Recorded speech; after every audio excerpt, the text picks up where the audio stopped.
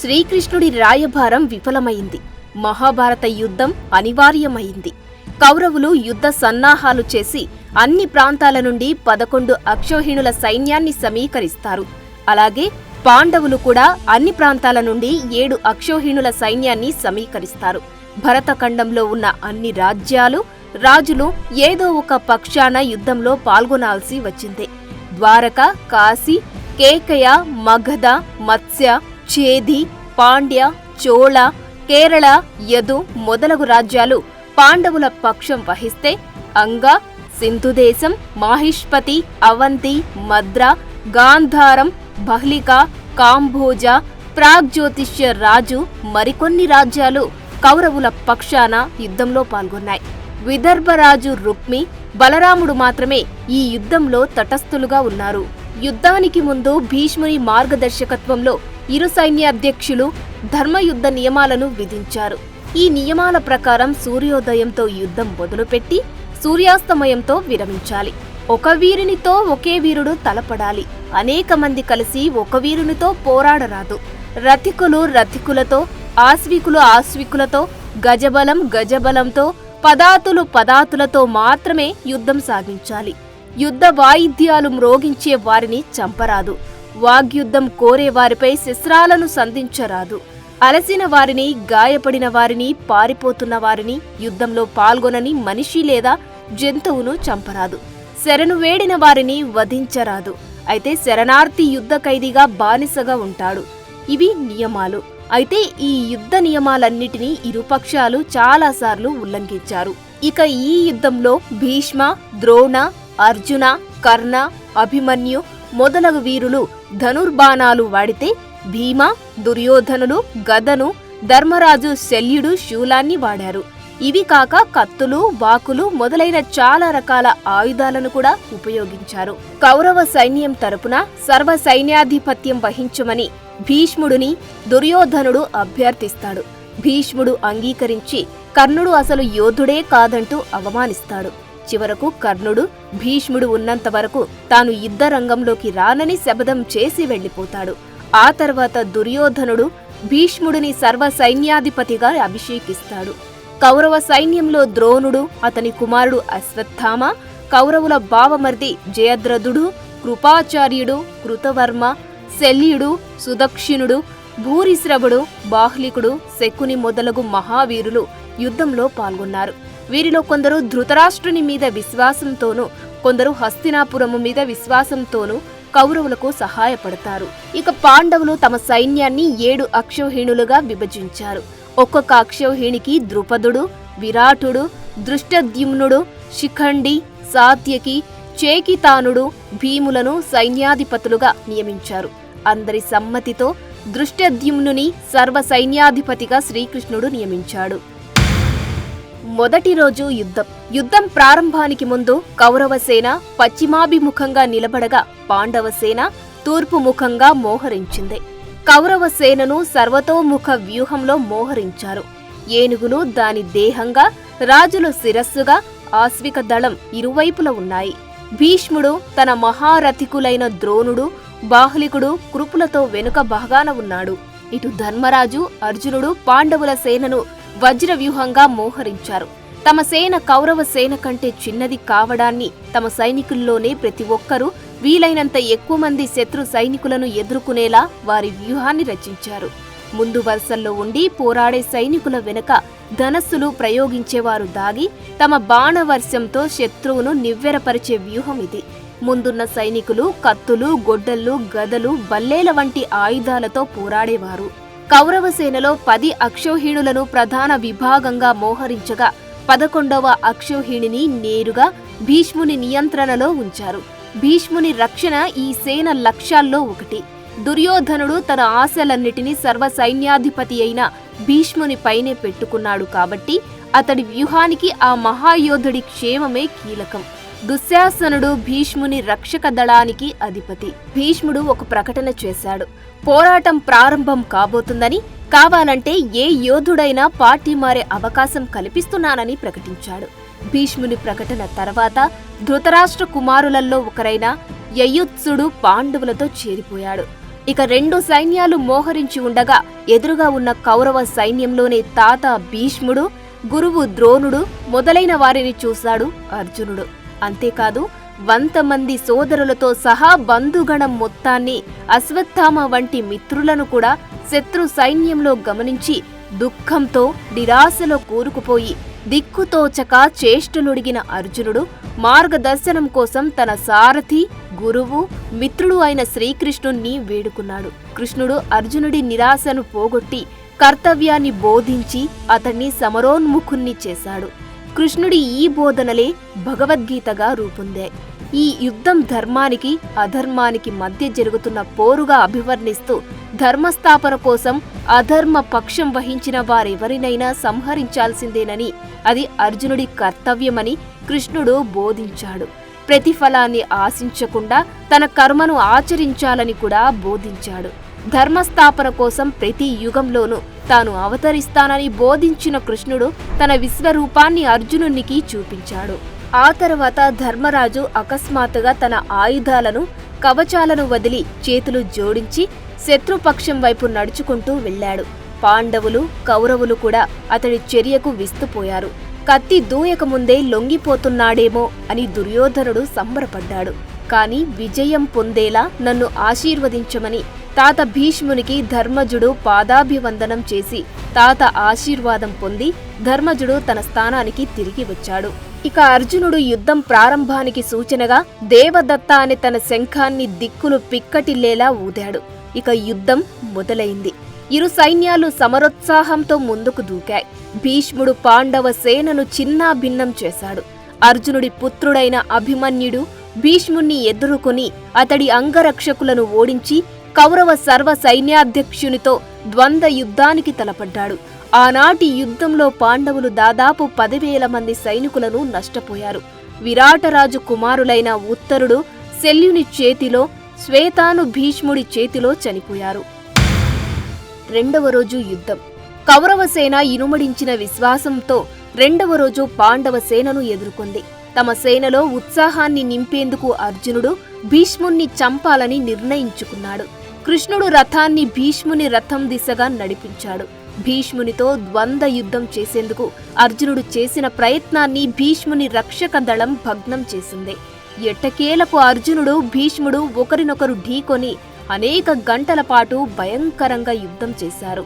ఇంకోవైపు ద్రోణుడు, దృష్టద్యుమ్నుడుల మధ్య కూడా అలాగే ద్వంద్వ యుద్ధం జరగగా ద్రోణుడు దృష్టద్యుమ్నుడి ధనస్సును అనేక మార్లు విరగ్గొట్టాడు. భీముడు దృష్టద్యుమ్నుని రక్షించాడు. దుర్యోధనుడు భీముని పైకి కళింగులను పంపగా వారిలో కళింగరాజు శృతయు, శక్రదేవుడు, భానుమాన్, సత్యదేవుడు, సత్యం, కేతుమాన్ అందరూ భీముని చేతిలో ప్రాణాలు కోల్పోయారు. కళింగ సేనలను రక్షించేందుకు భీష్ముడు రాగా భీమునికి చేదోడుగా ఉన్న సాత్యకి భీష్ముని సారథిని సంహరించాడు. సారథిని కోల్పోయిన భీష్ముని గుర్రాలు రథాన్ని యుద్ధభూమి నుంచి దూరంగా తీసుకుపోయాయి. రెండవ రోజు యుద్ధం ముగిసే అప్పటికి కౌరవ సేనలు భారీగా నష్టపోయాయి. మూడవ రోజు యుద్ధం. ఇక మూడవ రోజు భీష్ముడు గరుడ వ్యూహాన్ని రచించాడు. వ్యూహపు అగ్రభాగాన భీష్ముడు స్వయంగా తానే ఉండగా వెనుక భాగాన్ని దుర్యోధనుడు ససైన్యంగా కాపు కాశాడు. దీనికి ప్రతిగా పాండవులు అర్ధచంద్ర వ్యూహాన్ని రచించారు. వ్యూహపు 2 కొనలను భీమార్జునులు రక్షిస్తున్నారు. కౌరవులు అర్జునుపై దాడి చేశారు. అర్జునుడి రథం శత్రువుల బాణాలు, బల్లేల వర్షంలో మునిగిపోయింది.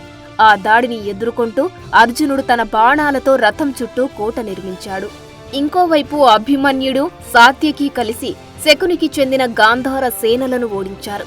భీముడు, అతడి తనయుడు ఘటోత్కచుడు కలిసి కౌరవ సేన వెనుక భాగంలో దుర్యోధనుని ఎదుర్కొన్నారు.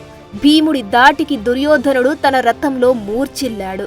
వెంటనే అతడి సారథి రథాన్ని యుద్ధభూమికి దూరంగా తీసుకుపోయి దుర్యోధనుడిని కాపాడాడు. ఇక దుర్యోధనుడి రథం యుద్ధభూమి నుండి వెళ్లిపోవడం గమనించిన అతడి సేనలు చెల్లాచెదురు కాసాగాయి. భీష్ముడు అక్కడికి చేరుకొని తిరిగి వారిలో విశ్వాసం నెలకొల్పాడు. దుర్యోధనుడు కూడా కొద్దిసేపటికి తిరిగి అక్కడికి చేరుకున్నాడు. నీవు పాండవుల పట్ల మంచిగా ఉంటున్నావని దుర్యోధనుడు భీష్ముడిని తిట్టాడు. ఈ అసత్య ఆరోపణతో బాధపడ్డ భీష్ముడు కోపంతో పాండవ సేనపై విరుచుకుపడ్డాడు. యుద్ధ భూమిలో అనేక మంది భీష్ములు ఉన్నట్లుగా బాణాలతో విరుచుకుపడ్డాడు. పాండవ సేన హాహాకారాలు చేస్తూ నలుదిక్కులా పరుగులు తీశారు. తమ సేనలో తిరిగి స్థైర్యాన్ని నింపేందుకు కృష్ణార్జునులు భీష్ముణ్ణి ఎదుర్కొన్నారు. అర్జునుడు, భీష్ముడు తీవ్రమైన ద్వంద్వ యుద్ధం చేశారు. స్వయాన తన తాతపై చేస్తున్న యుద్ధం కావడంతో అర్జునుడు యుద్ధంపై మనసు నిలుపలేకపోయాడు. భీష్ముని ధాటికి అర్జునుడు ఆగలేకపోతున్నాడని గ్రహించిన కృష్ణుడు ఆగ్రహించి భీష్ముణ్ణి సంహరించేందుకు స్వయంగా తానే రథం దిగి చక్రాధారి అయినాడు. వెంటనే భీష్ముడు కృష్ణుడి పాదాలపై పడి ఆ పరమాత్ముడి చేతుల్లో మరణించడం కంటే మహర్దశ మరొకటి లేదని చెబుతూ తనను సంహరించమని వేడుకున్నాడు. అప్పుడు అర్జునుడు కృష్ణుడికి అడ్డుపడి భీష్ముడిని నేనే చంపుతాను, నీవు శాంతించు బావా అంటాడు. ఆ తర్వాత భీష్ముడికి అర్జునుడికి మధ్య యుద్ధం తిరిగి మొదలైంది. ఇద్దరి మధ్య యుద్ధం భయంకరంగా సాగింది. ఒకరిపై ఒకరు దివ్యాస్త్రాలు ప్రయోగించుకున్నారు. చివరకు ఆ రోజు యుద్ధంలో అర్జునుడు ప్రాచ్య, సౌవీర, కుద్రకర మరియు మాలవ నుండి వచ్చిన అనేక మంది యోధులను హతమార్చాడు. 4వ రోజు యుద్ధం. యుద్ధ ప్రారంభం నుంచి భీష్ముడు తన సేనతో సహా పాండవ సేనపై విరుచుకుపడ్డాడు. అనేక మంది కౌరవ యోధులు అభిమన్యుడిపై దాడి చేశారు. అర్జునుడు తన పుత్రునికి తోడుగా పోరులో పాల్గొన్నాడు. భీముడు తన గదతో కౌరవ సేనపై తీవ్ర దాడి చేశాడు. అది చూసిన దుర్యోధనుడు ఏనుగుల దండును భీముని పైకి పంపాడు. తనపైకి దూసుకువస్తున్న ఏనుగులను చూసిన భీముడు రథం నుండి దూకి తానొక్కడే వాటిని ఎదుర్కొన్నాడు. అతడి దాడికి భీతిల్లిన ఏనుగులు చెల్లాచెదురైపోయాయి. ఆ తొక్కిడిలో అనేక మంది కౌరవ సైనికులు మరణించారు. అది చూసిన దుర్యోధనుడు మరింత మంది సైనికులను భీముని పైకి పంపాడు. వారి దాడిని ఎదుర్కొంటూనే భీముడు దుర్యోధనుని సోదరులపై దాడి చేసి వారిలో 14 మందిని సంహరించాడు.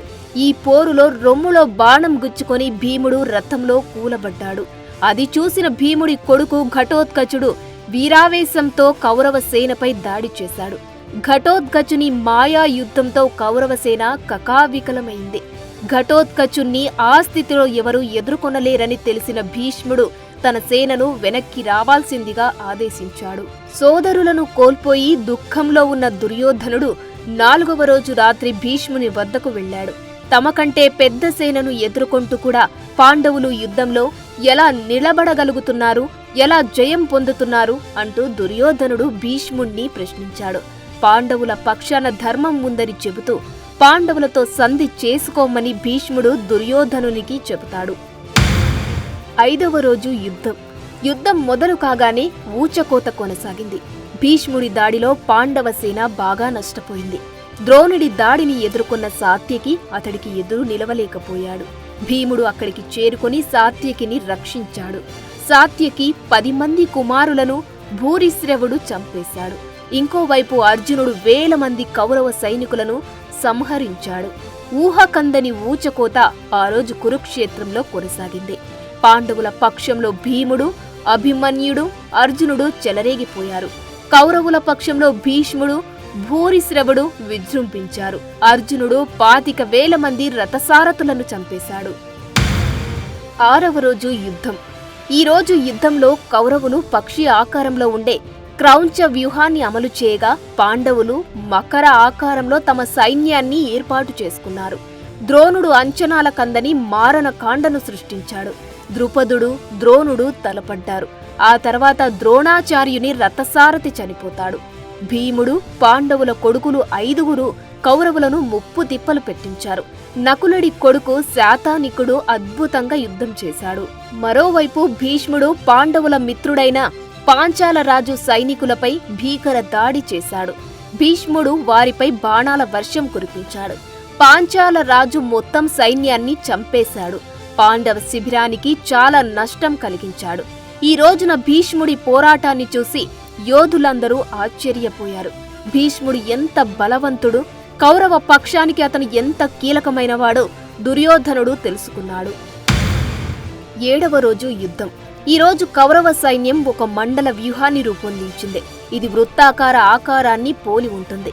ప్రతిస్పందనగా పాండవులు వజ్ర వ్యూహాన్ని అమలు చేశారు. ఈ రోజున ఘటోత్కచ, నకుల అలాగే సహదేవ దళాలు కౌరవ సైన్యాలపై శక్తివంతమైన దాడి చేసి పైచేయి సాధించారు. వారి ఆధిపత్యానికి కోపోద్రిక్తుడైన భీష్ముడు పాండవ దళాలపై తన దాడులను తీవ్రతరం చేశాడు. గణనీయమైన నష్టాన్ని కలిగించాడు.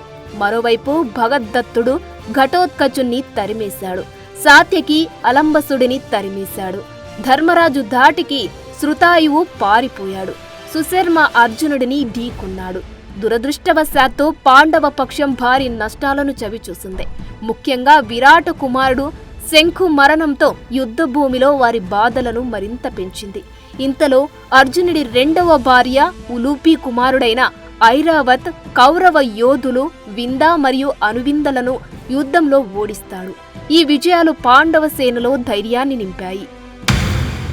8వ రోజు యుద్ధం. కౌరవులు తమను తాము రక్షించుకోవడానికి తాబేలు వలె కూర్మ వ్యూహం అమలు చేయగా ప్రతిస్పందనగా పాండవులు శృంగాటక వ్యూహం పన్నారు. యుద్ధంలో భీముడు 17 మంది కౌరవ సోదరులను హతమార్చాడు. కౌరవ సైన్యాన్ని తుత్తునియలు చేశాడు. అర్జునుడి కుమారుడైన ఐరావత్ శకుని సోదరులలో అనేక మందిని చంపుతాడు. ఆ తర్వాత రాక్షసుడు అలంబుసా చేతిలో ఐరావత్ చనిపోతాడు. ఈ దురదృష్టకర సంఘటనతో పాండవుల పక్షానికి పెద్ద దెబ్బ తగిలినట్లయింది. 9వ రోజు యుద్ధం. భీష్ముడికి అర్జునుడికి మధ్య భీకర యుద్ధం జరిగింది.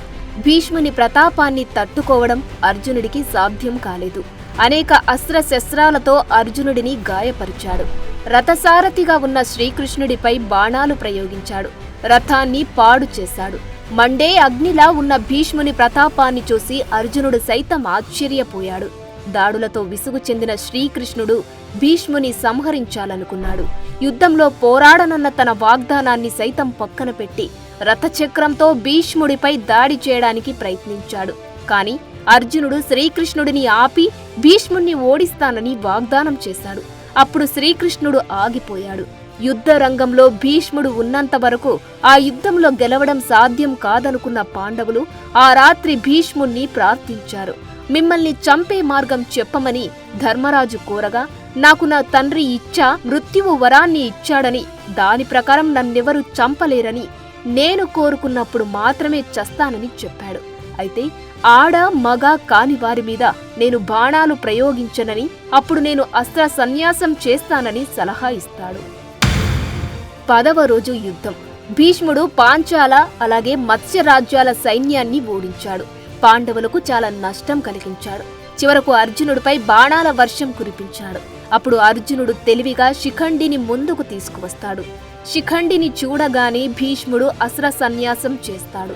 అప్పుడు శిఖండి వెనక దాగిన అర్జునుడు కృష్ణుడు సలహాను అనుసరించి భీష్ముని తల నుండి కాలి వరకు బాణాల వర్షం కురిపిస్తాడు. బాణ వర్షంతో శరీరం తూట్లు పడిపోగా భీష్ముడు రథం నుండి నేల కొరిగాడు. శరీరంలో గుచ్చుకొని ఉన్న బాణాల కారణంగా అతడి శరీరం భూమిని తాకలేదు. ఆ బాణాలే శయ్యగా భీష్ముడికి అమరాయి.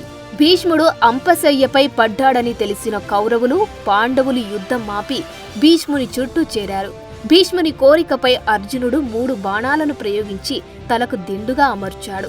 హస్తినాపురాన్ని అన్ని దిశల నుండి రక్షిస్తానని తండ్రి శంతనుడికి ఇచ్చిన మాటకు కట్టుబడిన భీష్ముడు యుద్ధం పూర్తయ్యే వరకు జీవించే ఉన్నాడు.